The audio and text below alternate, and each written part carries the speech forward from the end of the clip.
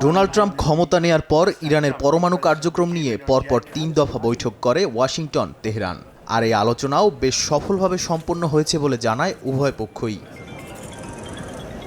এবার পুনর্নির্ধারিত শনিবার অনুষ্ঠেয় ৪র্থ দফার আলোচনা পেছানোর ঘোষণা দিলেন ইরানের পররাষ্ট্রমন্ত্রী আব্বাস আরাকচি। বৃহস্পতিবার রাতে এক্স পোস্টে তিনি জানান, যুক্তরাষ্ট্র ও ওমানের আলোচকদের সঙ্গে যৌথ সিদ্ধান্তেই বৈঠক স্থগিত করা হয়েছে। ইরানের সঙ্গে পরমাণু ইস্যুতে চলমান পরোক্ষ বৈঠকের মধ্যেই নতুন করে দেশটির জ্বালানি খাতকে লক্ষ্য করে নিষেধাজ্ঞা আরোপ করেছে যুক্তরাষ্ট্র। বুধবার এ নিষেধাজ্ঞার ঘোষণা দেন মার্কিন পররাষ্ট্রমন্ত্রী মার্কো রুবিও। যদিও নিউ ইয়র্কে অবস্থিত ইরানি মিশনের পক্ষ থেকে এ বিষয়ে কোনো প্রতিক্রিয়া জানানো হয়নি। বিশেষজ্ঞরা বলছেন, এর মাধ্যমে চীনের মতো দেশগুলোতে ইরানের তেল ও পেট্রোকেমিক্যাল রপ্তানি ঠেকাতে ট্রাম্প প্রশাসনের সর্বোচ্চ চাপ কৌশল আরও কঠোরভাবে বাস্তবায়িত হয়েছে।